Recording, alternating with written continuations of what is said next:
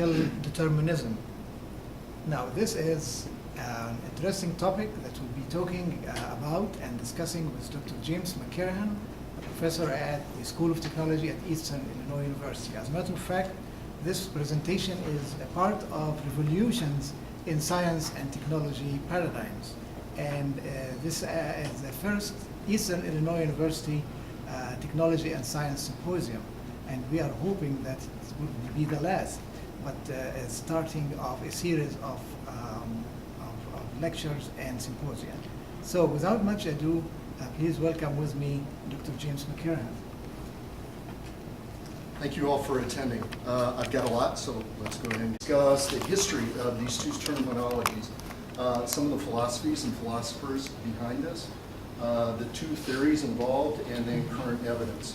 I think at the very end, you'll find it very interesting, some of the examples that I will provide. So, if I were to ask you what a technology is, the standard answer that I get is, people will say, you mean like computers and things like that? And so as a technology person, it kind of drives me crazy. I guess it drives all technology people crazy. So technology is a whole lot more than just computers or information technology. Now, there's a whole lot of definitions, and so this is my definition. I guess I can say these things now since I have the PhD behind my name.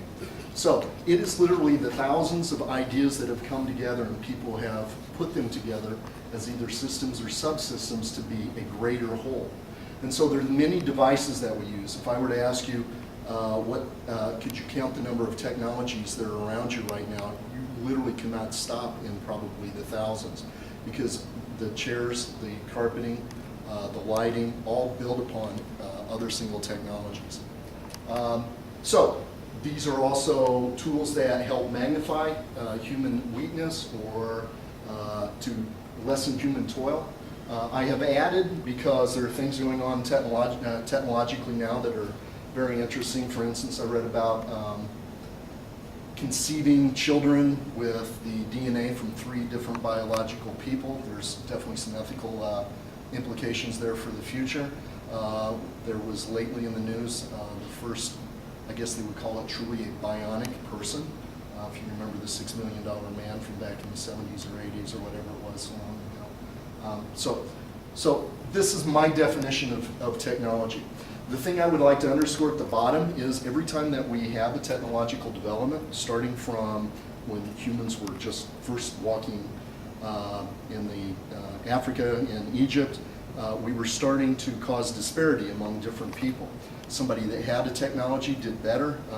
Classic example is when people were walking along the Nile Valley while other people were still participating in hunting and gathering. As people were growing crops, they lived more abundantly than the people that were still doing hunting and gathering. So I'll talk a little bit more.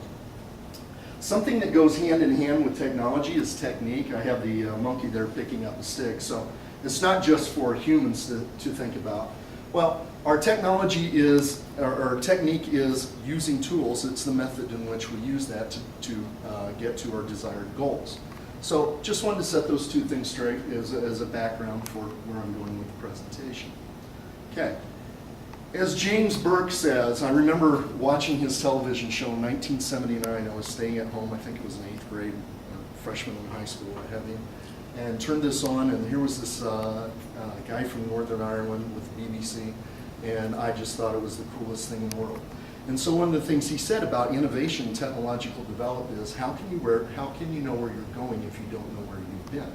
So we literally have to start with the genesis of man to consider where's technology is going, especially with these two terms.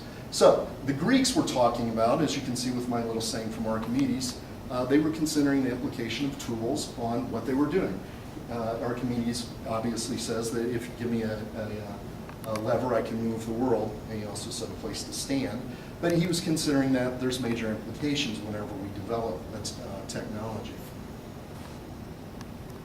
Here is my a little sniglet of history, give a little bit of background. One of the big developments was the library in Alexandria. As Alexander had conquered the world and was marching back more or less to Greece, he ended up dying. They split up his kingdom, and so Ptolemy took over and they had started depositing all the information, known information in the world at the Library of Alexandria, named after Alexander. So there were things, there were scrolls, written manuscripts, with people that, for technology person or engineering type of people like McKirahan, who wrote about pressure, volume, temperature. He was doing things for temples to amaze and impress people, and he was doing that to get money for these temples. You had Galen, who was a Roman physician who was doing cutting-edge techniques that, to be honest, a lot of what we're doing today are based upon the things he was doing. Obviously, Archimedes, Pythagoras, we know about his theorem. Plato is a great philosopher. Obviously, it went away. The empire got subsumed by the Ottoman Empire, and so it was fractured, but the information still remained. Some got lost and things like that. So it was still around, and it's good it was still around because it had a major impact throughout history later on. Well, we had some things that happened. We had, I call Aldous Pius Manutius, literally the internet of the Middle Ages. He was a publisher back in, I think it was 1500s, about the time that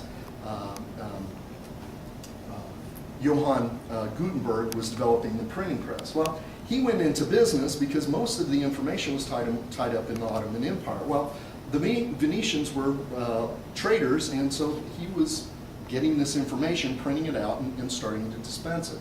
So he was dispensing a lot of the classical work from these ancient Greeks that I was just talking about that was related to all of our mechanics, physics, things of that nature. A lot of the things he was talking about allowed other people to build on those ideas. For instance, Archimedes' screw. Slavery, Thomas Slavery used that to pump water out of mines in Great Britain. Later on, Newcomen came along and introduced how to make a steam pump, and then Watt obviously came along and improved upon it. So you can see there's major implications for technology transferring itself throughout the ages, getting us to the point where we are today. So it has major implications that people really aren't thinking about. So that's why I'm here today. Okay, well, moving forward a little bit, we see that some of the first artisans was in the Roman army.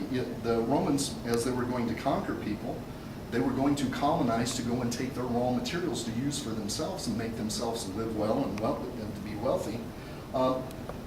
They would use their soldiers, and they would use certain soldiers that had certain skills, and so these skills were building bridges, making roads, and things of that nature. The ballista was a way to throw an arrow that was high speed, high pressure, and really put a whomp on their enemies.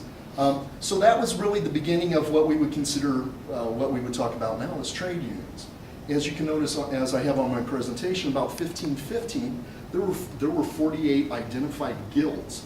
And these were your tanners, your bakers, your grocers, your everyday people that were working. They would get together and recognize that this is what we do. You go to see us, and we are experts on what we are doing. So, lo and behold, what happens, the information that's coming about from the Johann Gutenberg's printing press, and now the dispersion of the information, is we're getting people that are becoming more literate, they're starting to read, they're investigating these classics. And so they're coming across things, and they're starting to develop it. Well, you had things like the East India Company coming along in the late 1600s, and they were there for profit, and they were a part of the Great Britain. They were part of the monarchy, and they were there to make money to help with the monarchy out. So they get together, here's money, and why don't we fuse this technological knowledge, and we can, start increasing our living and do things that other people don't have.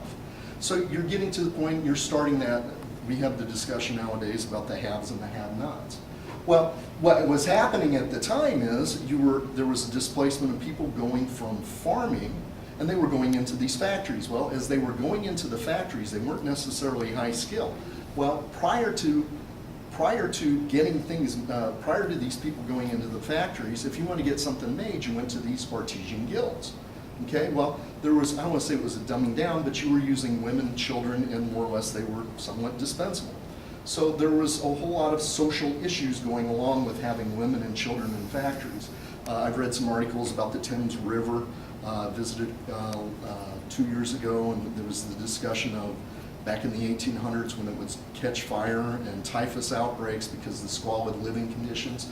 And these were people that were coming out of the factories, and they were going into these, in essence, factory towns where you lived real close, and it was a terrible existence. So you have the implications of technology's influence on society at that time. Well, so the factory system comes around, and I have pictures of the person that it is attributed to, although there's kind of a mythology to it, and that would be Ned Leto. And so about 20 years later, after Ned had taken his hammer or what have you to the textile machines, we literally had workers going and were upset about the labor-saving devices that they saw as putting them out of work. They were upset about accidents rates, people getting hurt. So between 1811 to 1877, the Luddite movement started. It was actually put down in some places in England because of the British Army was called out because they were impacting the economy at that time. Okay, so I have on this, yawn, a whole bunch of stuff happened, we'll just say to get to where we're going. So you have things like Luther challenges the Roman Church. You have things like the Reformation come around. So now we're getting some instances of religion is coming into play with governance, with politics, and especially technology. Well, you had Calvin and Knox who developed, I don't want to say developed Presbyterianism, but there was the Presbyterian faction that was going in Scotland, which Scotland's part of Great Britain, which is part of where the Industrial Revolution started. So we had all of these people that were coming out of these Scottish / Presbyterian influenced institutions. So Glasgow, St. Andrews, Edinburgh. You have people like Adam Smith that was talking about economics. Economics, when he was writing about that as a technologist, we would say he was developing technique. Okay, as he's writing, that is communicating information. That is a technique for transfer of information. As I had mentioned, James Watt was developing mechanical devices. David Hume was talking about philosophy and things of that nature. All of this, and I love these two shows, I watch them as often as possible. They talk about the influence of at least the Scottish Reformation on the United States and how it came to the United States. It was interesting because there was an industrial espionage that occurred to bring the Industrial Revolution from Great Britain to the United States. So, I'll move on. Okay, so we had Adam Smith talking about economic theory. If you notice at the bottom, I didn't put the source on here, but they say in essence he was talking about individual rights and using capital, using resources, which I would argue that resources would be the entire problem with the issues of have and have-nots throughout history, let alone it's being discussed today. So he was talking about these things, individual rights, ownership, and things of that nature. We have the Industrial Revolution come along, as Melvin Kranzberg notes that there was disparity between France and Great Britain. If I had the time, I'd love to go into the specifics of it. Britain wins out and they get the Industrial Revolution. By our association, in essence, Thomas Jefferson goes and sees what's going on in France and Great Britain and gets Samuel Slater to bring his technology over to around Lowell, Massachusetts area.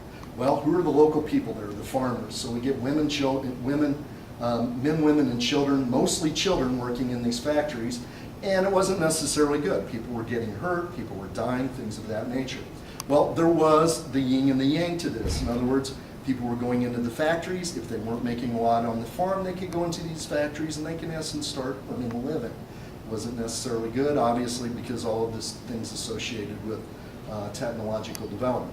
Well, so we have market impact, that we have disruptive innovation that kicks out the Industrial Revolution more or less from Great Britain. Not completely, but you know, it's now more associated with the United States and the wealth that is developed here.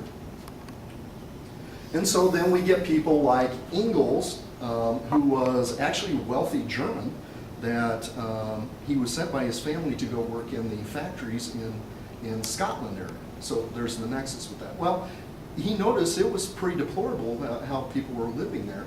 And so Marx comes into contact with him, and they obviously develop the Communist Manifesto and discussions of how the windmill gives you society with the feudal lord, the steam mill society with the industrial capitalist. He actually said that the wealth, that technology saps the wealth of the soil and the laborer.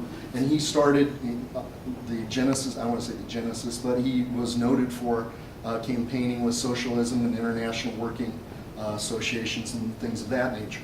So there was already what we would call in technology field, technology backlash to the technological development going on. So in the United States, we have these things, deplorable conditions, pollutions, people dying, people getting injured, nobody really there, government not all that involved, I want to say not involved, but not considering the way we would regulate things today. So you have the development of the labor parties, and so that was to start to ensure that labor practices, there was fair and equity and people weren't dying for whatever reasons. So here's the beginning, and you can see at the very end with Robert La Follette, endorsement of progressive party. So you see labor getting into the politics of the time. I could go into the farmer's range and things like that. So there is lots of evidence to suggest that there is technology influencing people to get into politics or swaying their political thoughts. So some people that, and I'll only talk about the first two just for time considerations, Herbert Marcuse and Walter Benjamin. I'll just read what has been said about them or some of their influences.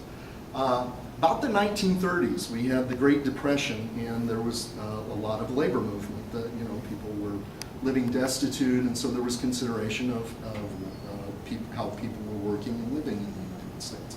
Well, he's been called the father of the New Left because of his influences on people like Abby Hoffman and Angela Davis, people that were political activists around the 60s and 70s.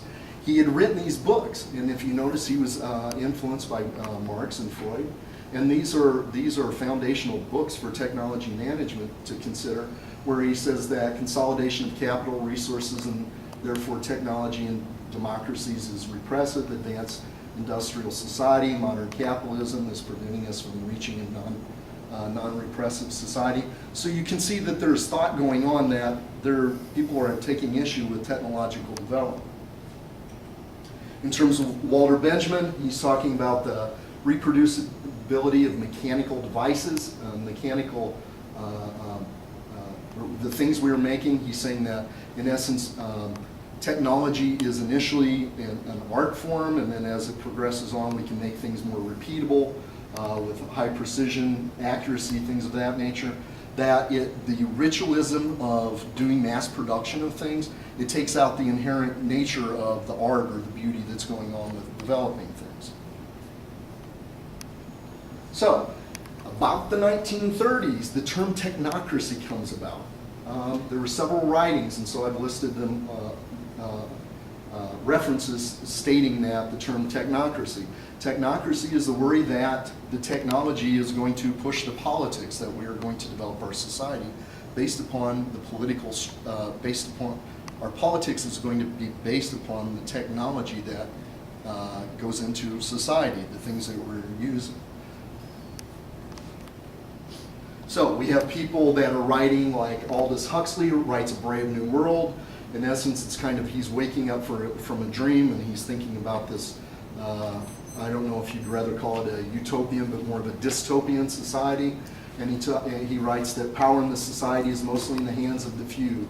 Then control over nature through science and technology will serve to increase power inequities. So, as you can see moving, he talks about if absolute power corrupts absolutely, technology in the hands of people that have power will technologically corrupt society. Martin Heidegger comes along, and German influenced by the writings of Aristotle, Immanuel Kant. He writes a foundational book, The Question Concerning Technology.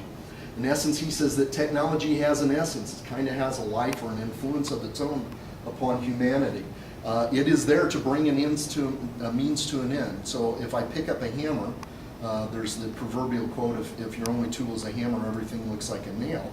Well, there is a lot to that. So if we have a tool, it is implied we are going to use it a certain way, and it has an impact on what we are using it for.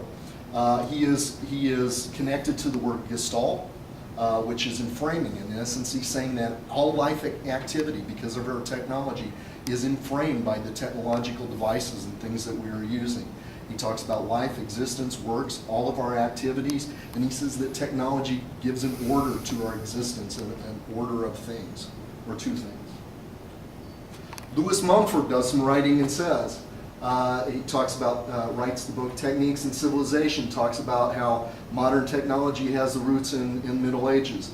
I love this because I'm a very big fan of James Burke Connection series, and so in the Connection series he traces all these technological developments. Most people think that that people just go and make a technology and everything happens that way. As Mumford kind of discusses, and as Burke says, a lot of technological development kind of happens by accidents. People were in the right place at the right time. One technology is developed, then another one, then another one. Somebody goes, oh, I think I'll put these together. And then we have a major disruptive innovation. We have authoritarian and democratic techniques. He writes, democracy is now a term now confused with sophisticated by indiscriminate use and often threatened with patronizing contempt.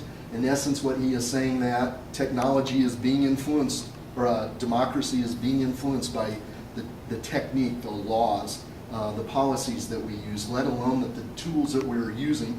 And he's saying that this has been going on for a long, long time. So there was quite a bit of push, I don't want to say push, but there was quite a bit of acknowledgement around the 60s, 70s, I would say even into the early 80s. People were thinking about this. The United States government actually had the Office of Technology Assessment. It was poorly defined, and it's kind of bad that it was poorly defined because they were thinking about things like this, but as all politics goes, it kind of faded away without any real direction for consideration of the technologies we are using. As Louis Mumford wrote, I wish to persuade others who are concerned with maintaining democratic institutions to see that there is constructive efforts must include technology itself. Okay, so he's considering that humans can't live without our technology. If we did, we would have a very arduous existence.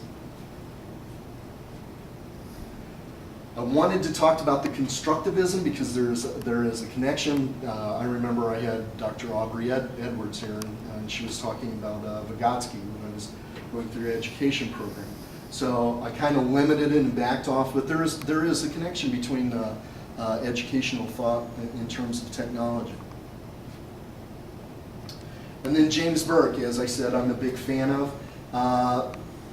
He went through the history of how technologies come about. Often people, they were really trying to design something, but what they design it actually ends up going someplace else for whatever application for mankind. And in the day the university changed, he points out, he says that as technologies develop, we develop specialized vocabulary to go with the technologies.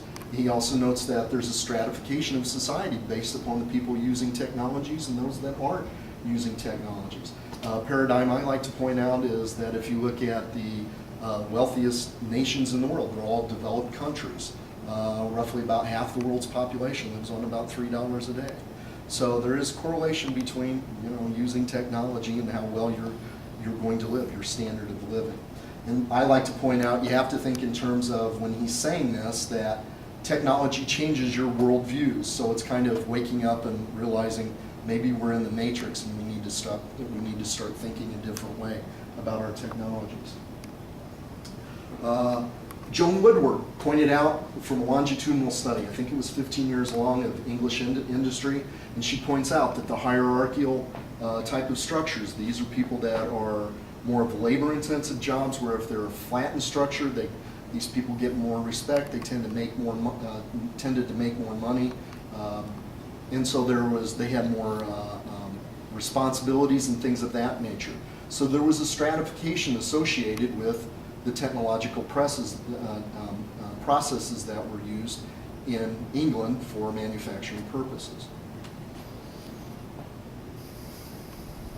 So, we start thinking 1970s, 1980s. I like Next Generation, so that's why I put Star Trek Next Generation. Well, the Borg says resistance is futile. Why? Because the technology is now making humans enhanced. There's something called the singularity that Ray Kurzweil is talking about, and he's talking that humans are going to start incorporating technologies into themselves to even enhance humanity the way it is now. So we could think of, well, you have heart disease, you don't want your heart, well, we'll just grow a heart outside of you that happens to be from your DNA and put it back into you. Things of that nature, kind of scary stuff in terms of implications. So, getting to the terms. Technology determinism says technology is going to happen and more or less humanity just kind of has to accommodate it. It's the primary mover on just about everything that we do. The term came about, it's associated with Marshall McLuhan. It's no coincidence that he's a big person in terms of communication studies. And he was noticing, if you think about his frame of reference, television and radio. So he was seeing the implications of these communication technologies upon society. He's associated with the medium is the message, that terminology. Well, the medium could be any type of technology, whether it's a car, whether it's a pencil, whether it's a hammer. It has implications. Its existence is its message. It's going to be used in a certain way. He was noticing technologies were transforming society. He's associated with thinking about the global village now in terms of technological development. We have John Garner's writing that technology has run away and pointing out that Americans are fearful. And this was back in the 1970s. He went on.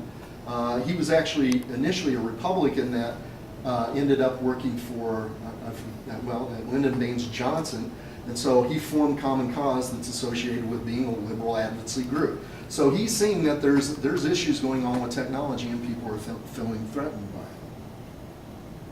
David Nye writes in 2006, he starts questioning technology's existence on how it is controlling humans, our policies, our laws, all of our actions. It's I don't want to say it's overtaking, but it's causing us to think in different directions that aren't necessarily in balance with how humans initially lived, say, thousands of years ago. Alvin Toffler wrote Future Shock and Revolutionary Wealth, talks about technology's influence upon humanity, that there has to be balance, and that unfortunately technology might be tilting in certain ways that some people will do better than others. We get to the term social determinism. In essence, that is saying that that humans have to take precedence. Humans have to direct the technology. I like to use the term, there's this discussion of people killing people or guns killing people. That is a classic determinism, whether it's technological versus sociological determinism discussion. We have Andrew Feenberg, who's writing about, and it's funny because I had one of my students in my class actually contacted him. And he said, in essence, I am a communist or socialist or something of that nature because of my thoughts on technology and how technology is influencing society, the negative outcomes that are going on in the world. And Landon Weiner. It's interesting because I try to keep an eye on him. There was discussion that I saw on the internet that he had audiences with the president. So then the logs got blocked or whatever, and I couldn't very well verify. Well, he's discussing that the issues of technocracy, that we have to do social planning in terms of technological development, otherwise we're going to be further imperiled. He wrote the article, Do Artifacts Have Politics? In other words, he was talking about technological artifacts. How are they influencing what we do, and we need to discuss what they are doing to us. Richard Skoloff had to write, wrote a book, Democracy and Technology. He talks about a Beckia in northwest Spain, I believe, and how this little village, that everybody came to the square where there was a fountain to get their water, and then they put running water in, and it really ripped at the social fabric because everybody went there. It was a cohesive society. They would talk about the issues of their small town, what have you. They got running water in, and things started going different than what they had hoped. He talks about the Amish shunning technology and the simplification of their life, how in some ways that can be better versus, our constantly advancing technological system. Mark Burke talks about the politics of technology and bringing social theory into technological design. There are universities like Cornell, UC Davis, I believe even Arizona State, that has technology studies involved with them. I've noticed University of Twente in, I believe, the Netherlands, and there's other universities, for instance, that are very similar in nature as to what the Frankfurt School was about 100 years ago. Bernard Stiegler,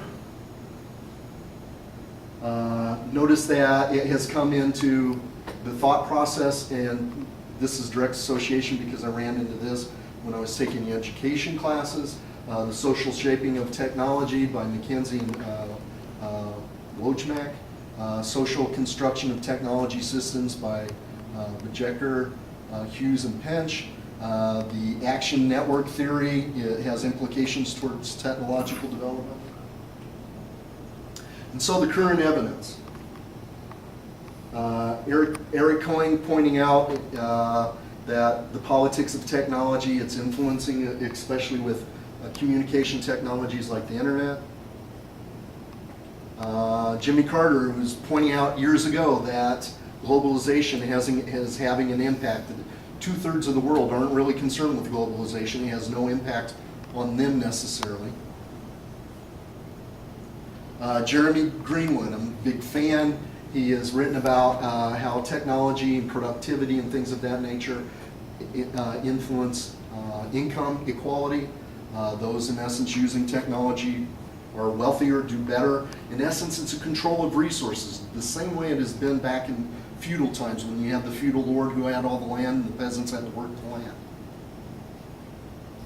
land. We've seen internet technology influence our current politics. For instance, the GOP, they were actually the front runners. They developed the Free Republic in response to Bill Clinton's impeachment. We have MoveOn.org developed. We have Daily Coast influencing technology, the Huffington Post. We had Obama 08, first instance of using an iPhone app for communicating politics stance. There are websites that are used that gets it to the everyman so that everyman can get involved. You can get funding in some of these websites with the PopVox, ElectNext, Amicus, Votizen, Social Teeth. We had even President Obama talking about technology's force on American society and how he was going to make that a top priority of his administration. And getting to the end, here are exact examples. The Arab Spring, social technology has been pointed out by several people saying that the tide of mass protests that swept through the Middle East in early 2011 highlighted the distinct role of modern information communication technologies and digital social media tools and networks. There was the instance of, with the last election, there was a targeting of low information voters. Those were people that weren't necessarily tuned in with the latest communication technologies, and these people were saying that ended up being the deciding votes that put President Obama back in the White House. And then with the Affordable Care Act, as a technologist, I would say this is a primary example. There was discussion from one side saying that there's problems technically wrong, and we're seeing that technically wrong now. People can't get onto the website itself. And others saying, yeah, but it's a really good idea that we need to have this. So we're going to need to do what we have to get it into in existence in our society. So in conclusion, technology influences everything we do to influence our political thoughts. The question you need to ask yourself is, where do you stand? And it's not as though technological determinism and social determinism is on a spectrum. Everybody looks at it differently, and it influences them differently. I would say that there is some instances of alignment, and you can tell by the way that their policies are presented and things of that nature, the laws that come into existence. So where do you stand? How do you align your career activities with your techno-politics? And then the question that I always ask for myself is, how can we measure technological determinism and social determinism? That's something that I would like to continue to pursue. So with that said, I'd like to thank you for coming, and if there's any questions on the topic, I would definitely entertain them. Yes, ma'am. All of the spying that the NSA is doing, you know, and now it's in Germany, and now it's in France, and most certainly it's using technology. And I'm just interested in your thoughts on that. It's interesting because technological push, there's that technological pushback. So I was just reading how the BRICS, Brazil, Russia, India, and China are developing their own internet because they are upset over our NSA spying, because in essence it's our internet. So there's a classic case of a determinism occurring because of a certain technology, how it's being used. So it's kind of fun stuff when people have outlined this thing, and as a technological person, you know, we go and classify things as we develop a tool. We say, well, we're going to use this certain way. For instance, medical doctors use Latin. Why do they use Latin? Because it's precise and it's a limited knowledge. You have to learn it, and so when a subset of people uses that, everybody knows that this specific term is for this condition or this operation or what you're going to do.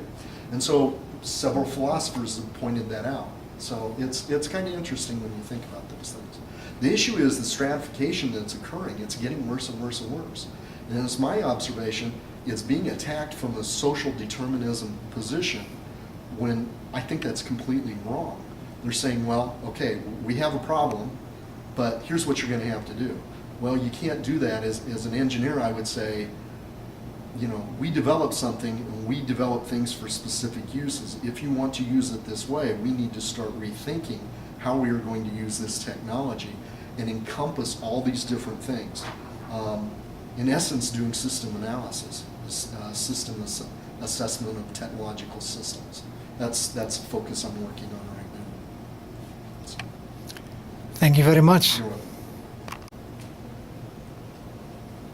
My email is jmckirahan@eiu.edu if there are any questions or if you would like information based upon this presentation. Thank you very much. Thank you.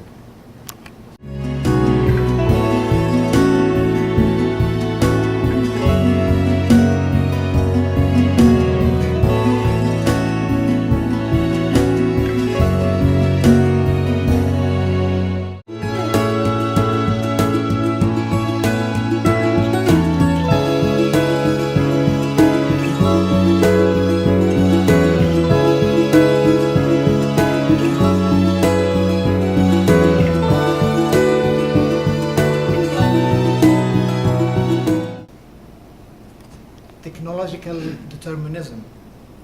Now, this is an interesting topic that we'll be talking about and discussing with Dr. James McKirahan, a professor at the School of Technology at Eastern Illinois University. As a matter of fact, this presentation is a part of revolutions in science and technology paradigms. And this is the first Eastern Illinois University Technology and Science Symposium. And we are hoping that it will be the last, but starting of a series of lectures and symposia. So without much ado, please welcome with me Dr. James McKirahan. Thank you all for attending. I've got a lot, so let's go ahead and discuss the history of these two terminologies, some of the philosophies and philosophers behind this, the two theories involved, and then current evidence. I think at the very end, you'll find it very interesting, some of the examples that I will provide. So, if I were to ask you what a technology is, the standard answer that I get is people will say, you mean like computers and things like that? And so as a technology person, it kind of drives me crazy. I guess it drives all technology people crazy. So technology is a whole lot more than just computers or information technology. Now, there's a whole lot of definitions, and so this is my definition. I guess I can say these things now since I have the PhD behind my name. So it is literally the thousands of ideas that have come together and people have put them together as either systems or subsystems to be a greater whole. And so there's many devices that we use. If I were to ask you, could you count the number of technologies that are around you right now, you literally cannot stop in probably the thousands, because the chairs, the carpeting, the lighting, all build upon other single technologies. So these are also tools that help magnify human weakness or to lessen human toil. I have added, because there are things going on technologically now that are very interesting. For instance, I read about conceiving children with the DNA from 3 different biological people. There's definitely some ethical implications there for the future. There was lately in the news the first, I guess they would call it truly a bionic person. If you remember the $6 million man who was doing that to get money for these temples. You had Galen, who was a Roman physician who was doing cutting-edge techniques that, to be honest, a lot of what we're doing today are based upon the things he was doing. Obviously, Archimedes, Pythagoras, we know about his theorem. Plato is a great philosopher. Obviously, it went away. The empire got subsumed by the Ottoman Empire, and so it was fractured, but the information still remained. Some got lost and things like that. So it was still around, and it's good it was still around because it had a major impact throughout history later on. Well, we had some things that happened. We had, I call Aldous Pius Manutius, literally the internet of the Middle Ages. He was a publisher back in, I think it was 1500s, about the time that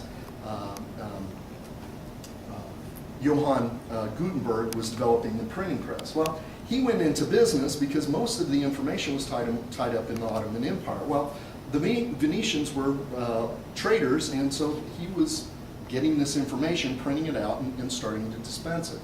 So he was dispensing a lot of the classical work from these ancient Greeks that I was just talking about that was related to all of our mechanics, physics, things of that nature back in the 70s or 80s or whatever it was long ago. So this is my definition of technology. The thing I would like to underscore at the bottom is every time that we have a technological development, starting from when humans were just first walking in the Africa and Egypt, we were starting to cause disparity among different people. Somebody that had a technology did better. Classic example is when people were walking along the Nile Valley while other people were still participating in hunting and gathering. As people were growing crops, they lived more abundantly than the people that were still doing hunting and gathering. So I'll talk a little bit more. Something that goes hand in hand with technology is technique. I have the monkey there picking up a stick. So it's not just for humans to think about. Well, our technology is, our technique is using tools. It's the method in which we use that to get to our desired goals. So just wanted to set those two things straight as a background for where I'm going with the presentation. Okay. As James Burke says, I remember watching his television show in 1979. I was staying at home, I think it was in 8th grade, freshman in high school, what have you, and turned this on, and here was this guy from Northern Ireland with the BBC, and I just thought it was the coolest thing in the world. And so one of the things he said about innovation and technological development is, how can you know where you're going if you don't know where you've been? So we literally have to start with the genesis of man to consider where's technology is going, especially with these two terms. So the Greeks were talking about, as you can see with my little saying from Archimedes, they were considering the implication of tools on what they were doing. Archimedes obviously says that if you give me a lever, I can move the world, and he also said a place to stand. But he was considering that there's major implications whenever we develop technology. here is my a little sniglet of history, give a little bit of background. One of the big developments was the library in Alexandria. As Alexander had conquered the world and was marching back more or less to Greece, he ended up dying. They split up his kingdom, and so Ptolemy took over, and they had started depositing all the information, known information in the world at the Library of Alexandria, named after Alexander. So there were things, there were scrolls, written manuscripts, with people that, for technology person or engineering type of people, people like McKirahan, who wrote about pressure, volume, temperature. He was doing things for temples to amaze and impress people, and he was